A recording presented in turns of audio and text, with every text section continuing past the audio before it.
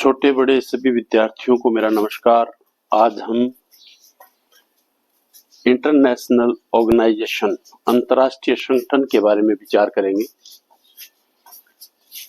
सबसे पहले तो कहें कि संगठन क्या होता है। कई बार छोटा प्रश्न पूछ लिया जाता है, संगठन क्या होता है। और ये जो चैप्टर है वो केवल राजनीतिक ज्ञान 12वीं कक्षा के लिए नहीं है। हम इंटरनेशनल संगठन, जो दुनिया का सबसे बड़ा संगठन है यूएनओ, इस लेक्चर में हम उसके बारे में विस्तार से चर्चा करेंगे ताकि आपका यूएनओ के बारे में जो कंसेप्ट है वो क्लियर हो जाए। तो सबसे पहले तो संगठन क्या होता है। जब कुछ लोग मिलकर किसी विशेष उद्देश्य की पूर्ति के लिए इकट्ठे होते हैं और एक साझा उद्देश्य फिक्स करते हैं, तो उसके लिए वो एक ग्रुप बनाते हैं लोगों का, और उस ग्रुप को संगठन कहते हैं। तो जैसे हमारे देश में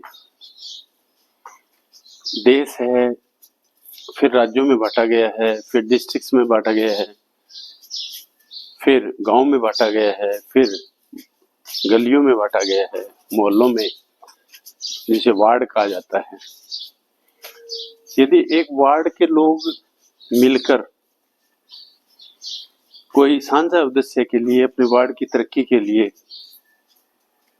इकट्ठे होते हैं और साझी बात करते हैं, एक उद्देश्य फिक्स करते हैं, तो वो एक संगठन बना लेते हैं। जैसे कोई गली है सुभाष कॉलोनी, तो सुभाष कॉलोनी के लोग इकट्ठे होके एक ग्रुप बना लेंगे, जिसे कह सकते हैं हम प्रगतिशील सुभाष कॉलोनी संगठन। तो ये उस कॉलोनी की कोई भी समस्या होगी तो वो एमसी के पास जाएंगे, नगर पालिका के बड़े चुने हुए प्रतिनिधियों के पास जाएंगे, एसपी के पास जाएंगे, डीसी के पास जाएंगे, जिला प्रशासन के पास जाएंगे। इसी प्रकार गली से निकलकर जिले के संगठन भी होते हैं, जो जिले के उद्देश्यों और लक्ष्यों को प्राप्त करने के लिए होते हैं। फिर राज्यों के इसी प्रकार के संगठन होते हैं, जो एक राज्य है, अब हरियाणा के लिए हम कर ले कि हमें पंजाब से पानी लेना है और चंडीगढ़ जो राजधानी है वो हमारी लेनी है, तो इस उद्देश्य लक्ष्य को सामने रखकर हम हरियाणा लेवल पर भी संगठन बना सकते हैं। इसी तरह फिर नेशनल लेवल पर बहुत सारे संगठन होते हैं। नेशनल लेवल पर तो ये राजनीतिक पार्टियां हैं ना, ये संगठन ही तो है। बीजेपी है, कांग्रेस है, इंडियन नेशनल लोकदल है, जेजेपी है, डीएमके है, एआईडीएमके है, समाजवादी पार्टी है, बिहार में जेडीयू है, आरजेडी है। ये अनेक प्रकार के संगठन होते हैं जो देश के लक्ष्य को प्राप्त करने के लिए बनाए जाते हैं। अब हमें पढ़ना है इंटरनेशनल संगठन, अंतर्राष्ट्रीय संगठन, और दुनिया का जो सबसे बड़ा संगठन है वो है यूएनओ। तो यूएनओ क्यों बनाया गया? तो मैंने जैसे आपको पहले बताया था, जब भी कोई संगठन बनता है तो उनके अपने निर्धारित लक्ष्य होते हैं, और उन लक्ष्यों को प्राप्त करने के लिए क्या क्या साधन चाहिए, किस प्रकार वो काम करेगा, इसकी रूपरेखा बनाई जाती है। और हर संगठन के अपने नियम होते हैं।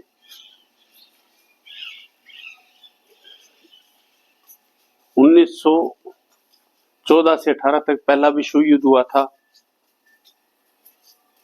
18 के बाद में ये महसूस किया गया कि विश्व स्तर पर कोई संगठन होना चाहिए, क्योंकि प्रथम विश्व युद्ध खत्म हुआ तो ऐसी कोई संस्था नहीं थी, ऐसा कोई संगठन नहीं था जो बैठ के विचार कर ले कि हम लड़ क्यों रहे हैं। ऐसा कोई संगठन नहीं था। तो फिर क्या कहा गया कि कोई संगठन होना चाहिए। तो नेशन लीग ऑफ नेशंस नाम का संगठन बना, जब ये संगठन बना तो इन्होंने लक्ष्य तो उद्देश्य तो सही था, शांति स्थापित करनी है, लेकिन पहले विश्व युद्ध में जर्मनी हार गया था बुरी तरह से। तो इंग्लैंड, फ्रांस और अमेरिका ने दादागिरी की और सारा प्रथम विश्व युद्ध का जो दोष था वो मंड दिया जर्मनी पर। जर्मनी को बेइज्जत किया गया और जो जर्मनी की बेइज्जत किया गया था उसे कहा गया कि आपको प्रथम विश्व युद्ध का घाटा पूरा करना है। तो ये यूरोपीय कुछ देश थे, इंग्लैंड, फ्रांस, अमेरिका, ये इन लोगों ने जर्मनी का शोषण करना शुरू कर दिया और इसी शोषण के कारण हिटलर पैदा हुआ। हिटलर को पैदा करने वाले यही प्रथम विश्व युद्ध की और लीग ऑफ नेशंस की गलत नीतियां थी। जब किसी राष्ट्र को बेइज्जत किया जाता है तो उसके राष्ट्र के लोग जल्दी उसके साथ हो जाते हैं। हिटलर ने वो सारी बातें जर्मनी के लोगों को बताई जिनके कारण उन्हें बेइज्जत किया जा रहा है, और अपने शासकों की कमियों को भी बताया कि इनकी कमियों के कारण हम बेइज्जत हुए हैं। तो जनता है, वो जर्मनी की जनता थी, वो शासकों के खिलाफ हो गई, उनको भगा दिया और हिटलर आ गया। हिटलर अपने अंदर जो जहर भरा हुआ था वो दूसरे विश्व युद्ध में निकाला, क्योंकि दूसरा विश्व युद्ध 1939 में शुरू करने वाला हिटलर था। अब युद्ध हुआ, युद्ध का परिणाम वही रहा जो प्रथम विश्व युद्ध में है। शुरू में तो जर्मनी भारी पड़ रहा था, लेकिन धीरे धीरे जो जर्मनी, इटली और जापान है वो हार गए। 1945 में हिरोशिमा नागासाकी पर जब परमाणु बम गिराए गए अमेरिका के द्वारा तो सरेंडर हो गए और हार गए। अब जनता को लगने लगा कि लीग ऑफ नेशन जो संगठन बना था वो प्रभावी नहीं है, तो इसके लिए एक और संगठन बनाने की कोशिश की गई। सैन फ्रांसिस्को अमेरिका में 2 महीने तक बहुत सारे देशों की मीटिंग होती है और उसमें यह भी विचार किया गया कि लीग ऑफ नेशन फेल क्यों हुआ। यानी लीग ऑफ नेशन के प्रति लोगों के, संसार के लोगों ने कोई ज्यादा आकर्षण नहीं दिखाया, उम्मीद नहीं रखी उससे। तो इन सैन फ्रांसिस्को में 2 महीने तक इस पर भी विचार हुआ कि जिस कारण से लीग ऑफ नेशन फेल हुआ है हमें वो दूर करना है। तो इस बार उस प्रकार की जीते हुए देशों ने नीति नहीं अपनाई जो पहले विश्व युद्ध के बाद अपनाई थी। तो सैन फ्रांसिस्को में 2 महीने तक मीटिंग होती है और मीटिंग में ये फैसला हुआ कि एक अंतर्राष्ट्रीय संगठन बनाया जाए जो सब देशों के लिए काम करे, संसार के लिए काम करे। और काम किस चीज का? शांति का। और इस 1945 तक आते आते परमाणु बमों का काफी आविष्कार हो गया था, भारी बम। ये जो अमेरिका ने जापान में डाले थे तो आजकल के हिसाब से देखे तो ये नन्हे मुन्ने थे बिल्कुल, उन्होंने इतना नुकसान कर दिया था। यदि सोचा कि तीसरा विश्व युद्ध हो गया तो संसार खत्म हो जाएगा, तो संभावित तीसरे युद्ध को रोकने के लिए यूएनओ का, यूनाइटेड नेशंस ऑर्गेनाइजेशन यूएनओ, संयुक्त राष्ट्र संघ, संयुक्त मतलब ज्वाइंट, इकट्ठा, राष्ट्र माने देश और ऑर्गेनाइजेशन संगठन, यानी एक ऐसा संगठन जो पूरे विश्व के लिए काम करे, किसी पर्टिकुलर क्षेत्र के लिए नहीं, पूरे विश्व के लिए काम करे। तो शुरू में इसके जो संस्थापक देश थे वो 51 थे। इस लेक्चर में बच्चों में आपको ये समझाना चाहता हूं कि संगठन क्या होते हैं, संगठन क्यों बनाए जाते हैं। संगठन राजनीतिक भी होते हैं, सामाजिक भी होते हैं, आर्थिक भी होते हैं और धार्मिक होते हैं। अब राजनीतिक संगठन में माने तो राजनीतिक पार्टियां, सामाजिक संगठन माने तो समाज के अनेक वर्गों के लोग अपनी तरक्की के लिए, अपने विकास के लिए, अपनी समस्याओं के सॉल्यूशन के लिए बहुत सारे संगठन बनाते हैं। धार्मिक संगठन बनाए जाते हैं अपने धर्म की रक्षा के लिए, जैसे हिंदू महासभा, विश्व हिंदू परिषद, आरएसएस, ये हिंदुओं के संगठन हैं। इसी तरह इस्लाम में भी जमायत इस्लाम नाम का एक संगठन था और अनेक ऐसे संगठन हैं जो इस्लाम धर्म की बात करेंगे। इसी तरह ईसाई धर्म का, इसी तरह यहूदी धर्म का, अलग अलग धर्मों के संगठन भी होते हैं।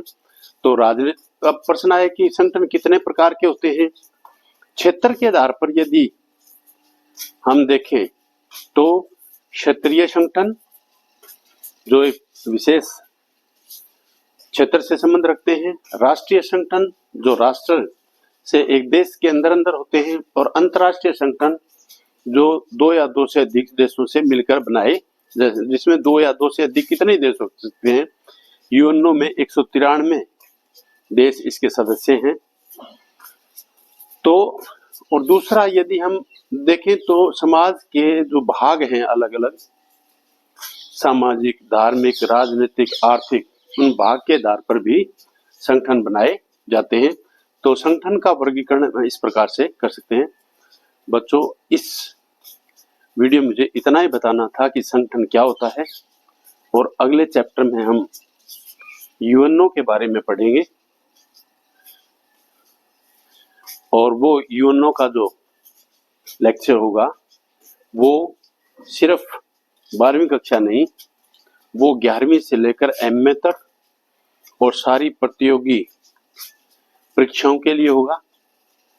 तो मैं आपकी मदद, जिस राह पर आप आगे बढ़ना चाहते हो उस राह पर मैं आपकी मदद करता रहूंगा।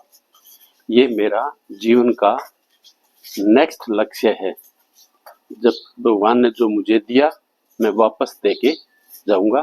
तो आपका, सभी देखने वालों का बहुत बहुत धन्यवाद। मेरी पहुंच जरूरतमंद सभी बच्चे तक पहुंचे, इसके लिए मैं आपको ये एक बार रिक्वेस्ट करता हूं कि मेरे चैनल को आप सब्सक्राइब करें, लाइक करें और शेयर करें। आप कमेंट में जरूर लिखा करो, ये मेरे लिए ऊर्जा का कार्य करता है। कमेंट में बताओ आप क्या पढ़ना चाहते हैं, क्या चीज़ अच्छी लगी, और किस विषय पर आप कोई विशेष जानना चाहते हैं। तो आप कमेंट में लिखोगे तो मैं इसकी अच्छी तरह से पढ़ाई करके मैं आपके लिए ऐसा मटेरियल दूंगा ताकि वो आपको रटना ना पड़े, आपको याद रहे।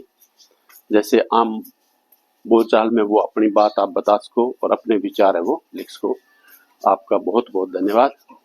अब यूएनओ के बारे में हम 1-2 दिन में मैं आपको विस्तार से वर्णन करूंगा। अभी मेरा मॉर्निंग वॉक का समय समाप्त हो गया है। Thank you very much.